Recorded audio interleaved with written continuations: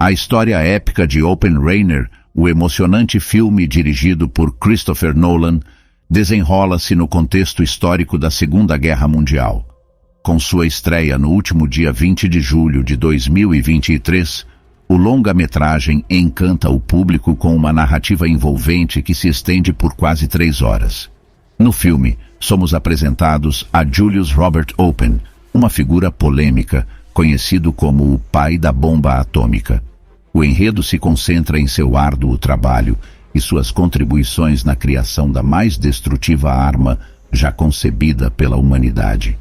Embora contenha cenas chocantes e diálogos intensos, Oppenheimer é destinado a maiores de 18 anos e, além de seu apelo emocional, é uma rica fonte de informações históricas. Christopher Nolan se esforçou para ser fiel à sequência dos acontecimentos, conforme relatos de sites educacionais que o recomendam como material de estudo, especialmente para estudantes prestes a enfrentar vestibulares e concursos com questões sobre conhecimentos gerais e históricos. Mas quem foi Robert Oppenheimer e o que motivou a produção de um longa-metragem sobre ele? Por que ele era mal visto em alguns círculos sociais? O filme lança luz sobre o lado sombrio de uma mente brilhante, retratando um dos eventos mais trágicos do século XX, os lançamentos das bombas atômicas em Hiroshima e Nagasaki em 1945.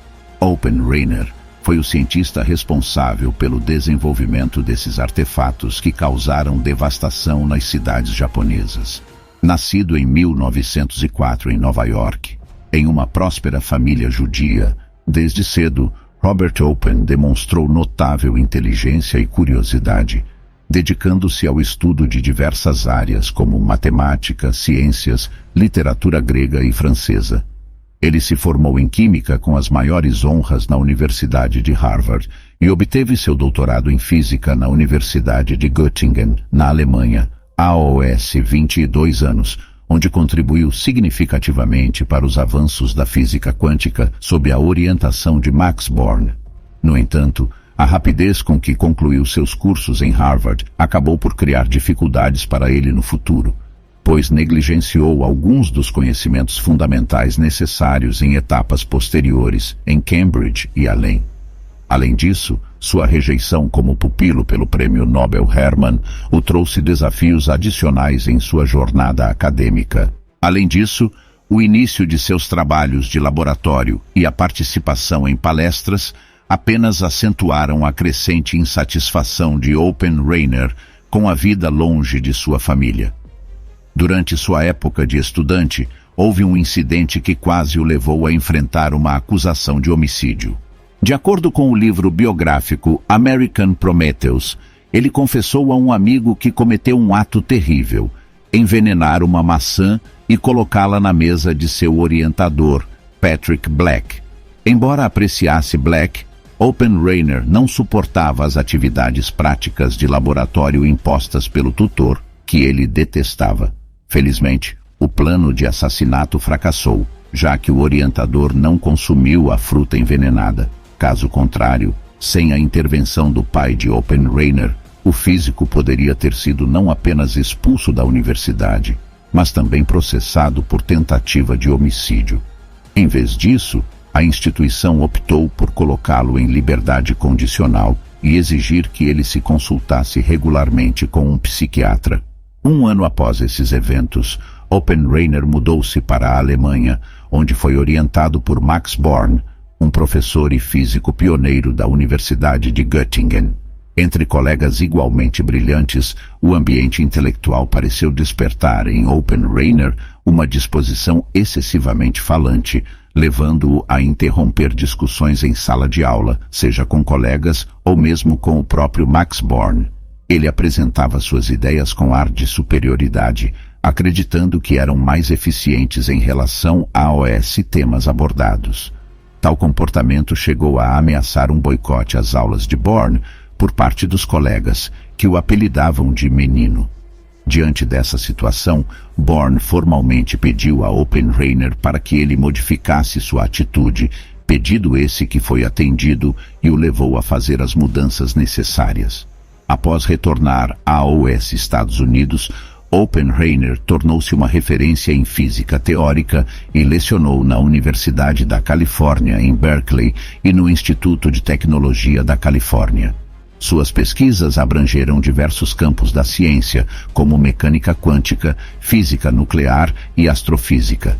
Seu trabalho foi tão significativo que seu nome foi adotado para determinar medidas e processos nucleares, como a aproximação de Oppenheimer para funções de onda moleculares e o processo de fusão nuclear, uma importante reação nuclear.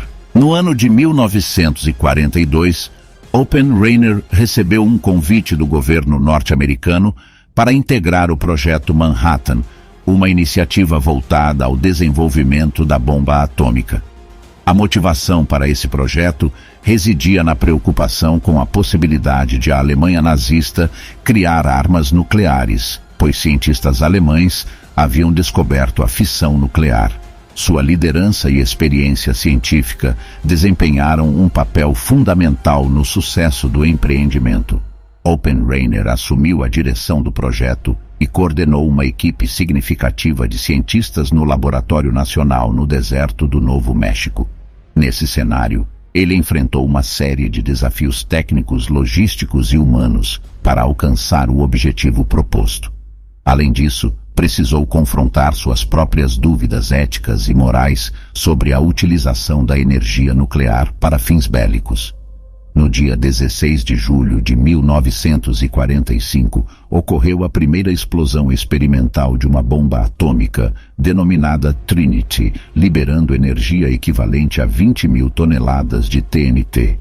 O teste foi conduzido em uma região conhecida como Álamo Gordo, situada a 230 milhas ao sul de Los Altos, no deserto Jornada del Muerto. Essa localização foi escolhida pela sua isolada natureza, terreno plano e ausência de assentamentos humanos.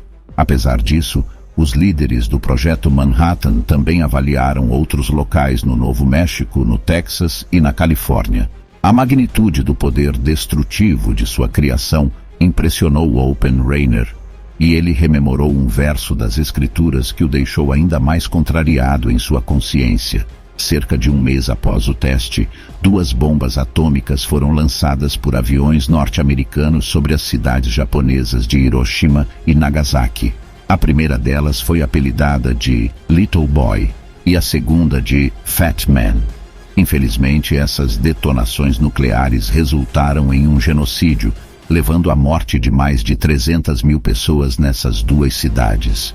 As mortes foram tanto instantâneas quanto de longo prazo, devido aos efeitos devastadores dos elementos radioativos liberados pelas explosões. Após a devastação das cidades japonesas, Oppenheimer decidiu deixar o Projeto Manhattan e assumiu a presidência do Comitê Consultivo Geral da recém-criada Comissão de Energia Atômica dos Estados Unidos. Ele advogou pelo controle internacional da energia nuclear, buscando evitar a proliferação de armas nucleares em uma corrida armamentista entre os Estados Unidos e a União Soviética, que deu início à Guerra Fria. Esse período de tensões geopolíticas estendeu-se até 1991, quando a perestroika abriu as cortinas de ferro da União Soviética comunista, apresentando a Rússia como um país capitalista. Oppenheimer e Einstein tiveram de fato a oportunidade de se conhecerem em janeiro de 1932, quando Einstein visitou o Instituto de Tecnologia da Califórnia, Caltech, durante suas viagens pelo mundo. Eles se tornaram amigos, e a relação deles influenciou indiretamente a criação do poder nuclear dos Estados Unidos, uma vez que compartilharam ideias sobre bombas atômicas.